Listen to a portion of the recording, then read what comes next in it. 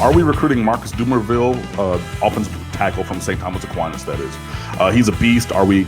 And we are loaded in Florida at offensive line in the high school level. Do you see any sleepers that's Miami caliber? Ooh. So that's a couple of questions.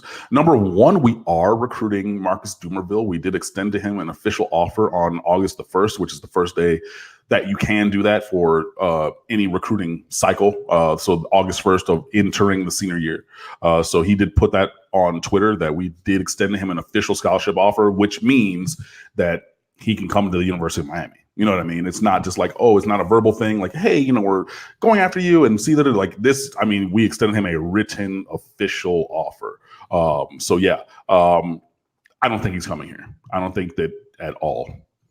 So, I mean, it's kind of just playing out the string to me right now of just like, you know, you're an elite player at an elite program, almost the elite program nationally and definitely in the state of Florida. And you know, along with whichever Miami-Dade County school is currently the hot school, like, you know, the best school or second best school program right now in South Florida. So, yeah, Marcus Dumervil is a kid who Miami is recruiting, but I don't see him coming here.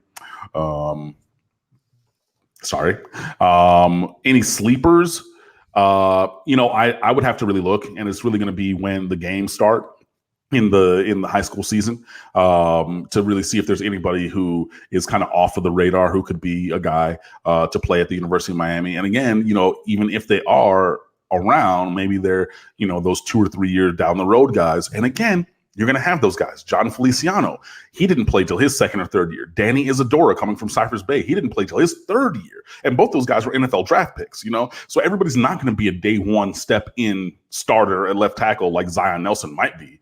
But even still, he's developed into that. He was not recruited like Alex Leatherwood, a couple years ago, who ended up going to Alabama. He started left tackle at Alabama day one because he was 6'5", 310.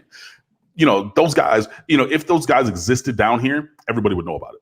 So I do think that there are some guys locally who could, you know, on offensive and defensive line, you know, and that's the thing that I wrote about in the recruiting rules, especially Andrew Ivins from 247 Sports, his contribution he was talking about in that piece, you know, which is rule number 4?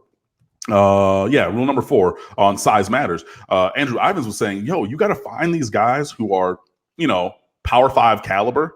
And, you know, just connect with them now and circle back with them if you need to, because there's a finite number of defensive linemen, offensive linemen in Florida, and especially in South Florida, where, you know, if you miss on guys, like last cycle, we didn't have many offensive linemen because we missed on guys and then there was nobody else. And we hadn't even connected with those guys who were still Power 5 caliber, but not day one, year 3 kind of guys. So I think that, you know, those guys do exist, and I hope that Miami is contacting some of them and evaluating them now. But yeah, we will see.